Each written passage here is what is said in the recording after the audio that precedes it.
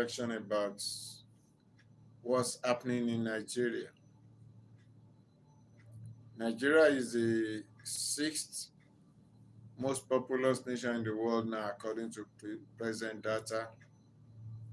Is the most populous black nation in the whole world. It's a land blessed with so much human and natural resources. But what's happening now? Make us to ask that difficult question. What is really happening to Nigeria now? What is really happening in Nigeria? Every day you wake up to hear one bad news or another. Good news, news of progress, news of achievements that call for celebration. They are becoming very, very scarce. Why? Why? Why, we ask? What really happened to Nigeria? Our forefathers did not lead us this way. They did not give us this legacy. Nigeria is a country filled with very intelligent, highly diligent, and industrious people.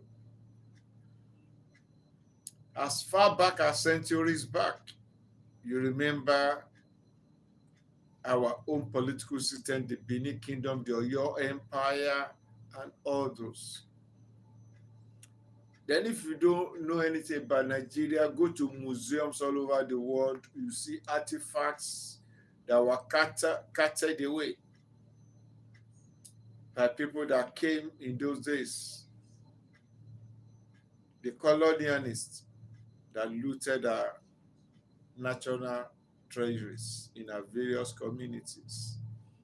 The bronze and the brass artifacts, sculptures, and so many other things. Those are the ones that endure the passage of time, to let you know the technology that was in the land centuries back. And a people that are so creative, so productive, that we were self-sustaining in agriculture.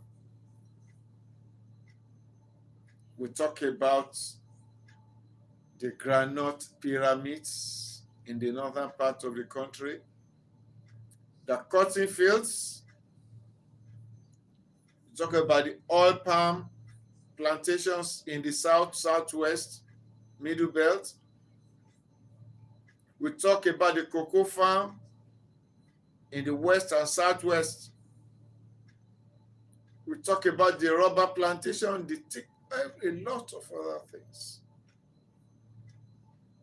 We were living in peace and progressing. But now, what do we have? Killings, banditries, loss of life, no respect of life anymore. Then we ask, how did we get here? What is really happening, we ask? Can Nigeria survive this challenge that has come upon it? So we look at it. Let me have your own opinion and suggestions about it. And the other day, we heard that another general, even though retired, but wants to be with somebody who has spent decades for the sovereignty, for the integrity of this nation, died in the camp and in the hands of the bandits in the forest. Why? Why? Is our security infrastructure so weak? Is it so compromised? Has it become so ineffective? The children carted away more than a month ago now, 15th of May, into the forest in Oyo State, are still there. Is the place so large? Has it become so invisible? And those children and their teachers are now suffering in the bush. And upon that, the bandits came into the home of retired General Rabi, carried him away with his wife into the bush. Only God knows what led to his death. Maybe he was tortured to death. And we also learned that there are some medical challenge. So they did not give him access to his drugs. They are responsible for his death. So we ask, how vulnerable is the ordinary citizen? What is the respect for the life of ordinary citizen when a retired general who served the nation meritoriously for decades until he retired, to rest and be a mentor to those coming, to be a resource person, was now lost in the hands of the bandits? If you ask, how did they get here? And I also came across the news by one of the governors in the southeastern part of Nigeria that the security vigilante of the state caught some bandits with AK-47 in fake military uniform. They arrested them, added them over to the place, and to their chagrin, they learned that the higher echelon in the place gave the order that those bandits that were arrested by the vigilante and handed over to the police for proper prosecution and processing were ordered to be released to go. Just like that. And to top it, their guns were released back to them. How do you fathom that? Can you process it? I can't. These are people with illegal arms. Impostors. And the other came. From who? Why? What are they asking for?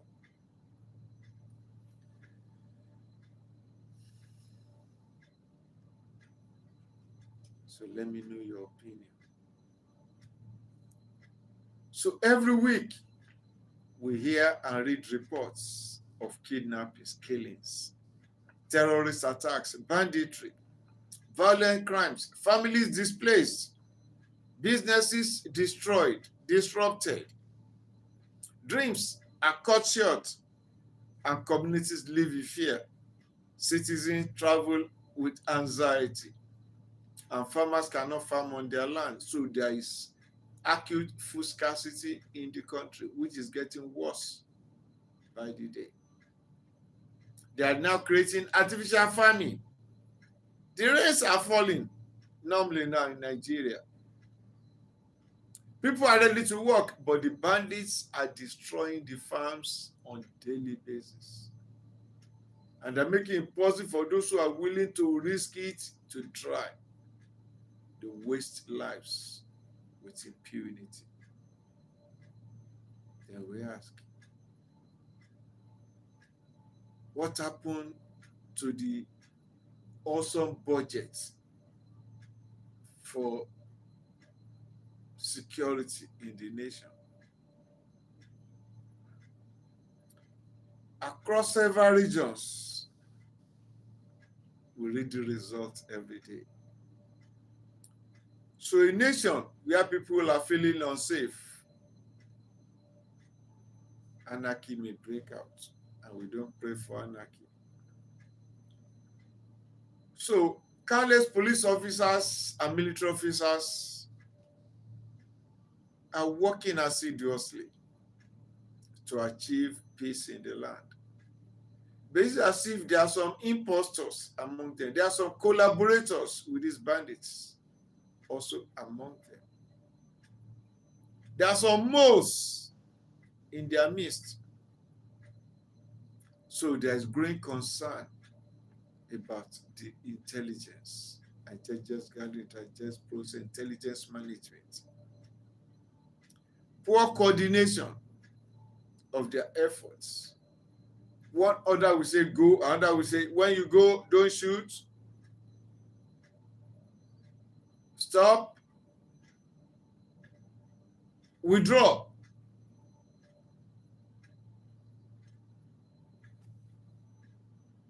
An high level of corruption, both in the leadership of the policymakers as well as among our security agencies. We also hear about inadequate equipment. I was trying to see a news headline that some of the military officers have insufficient ammunition. But I've not been able to get the full details, which I will still check out. How can you say they don't have ammunition to go and fight the bandits? So security challenges don't exist alone. There are some things that flame that fan the flame of insecurity in the land. This include increasing level of poverty in the land, increasing level of poverty. And this is also a function directly and indirectly of the leadership. Because the infrastructures that are supposed to aid the economy are being desecrated on daily and weekly basis. The electricity is in a comatose condition now. The roads that facilitate business, most of them are bad.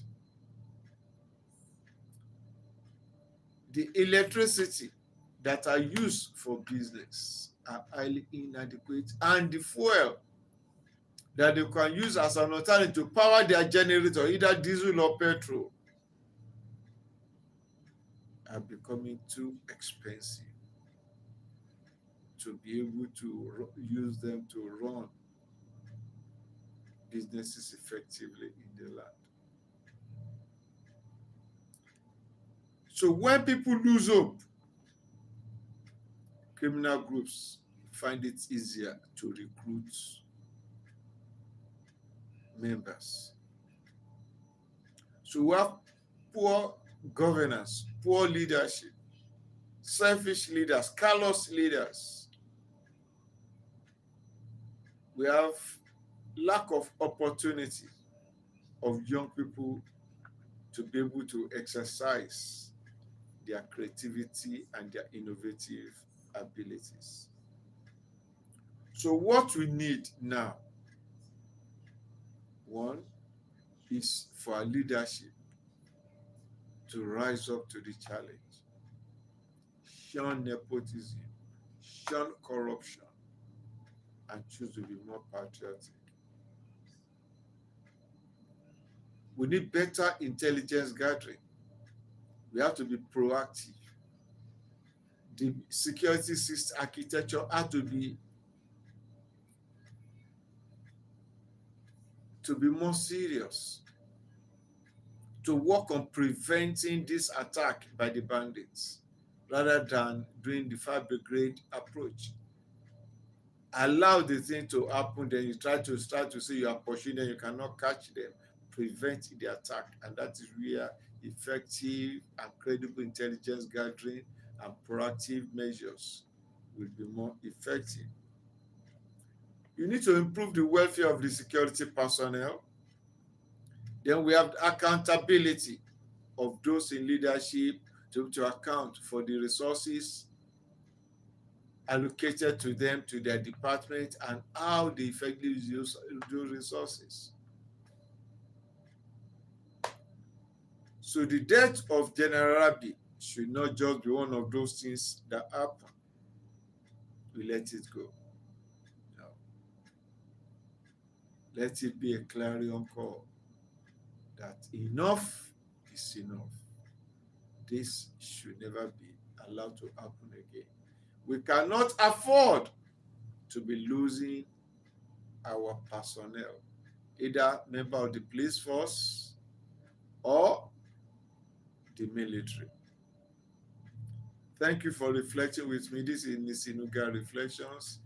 Give thumbs up, subscribe to my channel. Peace is non-negotiable for growth and development of every individual in a community, in a society, and for growth and development of the land, of the nation. How can you have a comfortable relationship when there is no peace in the land? Definitely, it will affect relationship within the family, within the home, in the business arena, and in so many other places. So let all hands be on deck. When you see something, say something and try to do something. Peace is not a negotiable factor to be able to maintain a good relationship.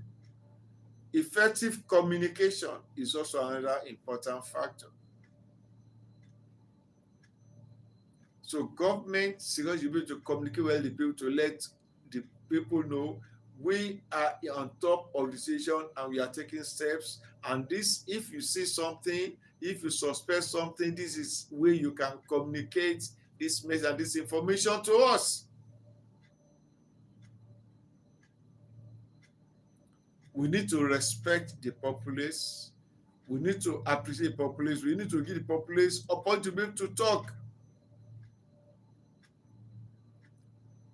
Criticism, especially positive constructive criticism, should be allowed. Not that if people are suffering, they are seeing some of injustice and they are talking about it, they need a redress. All you now do is to tell them to shut up or try to arrest them. No, that will not help the situation.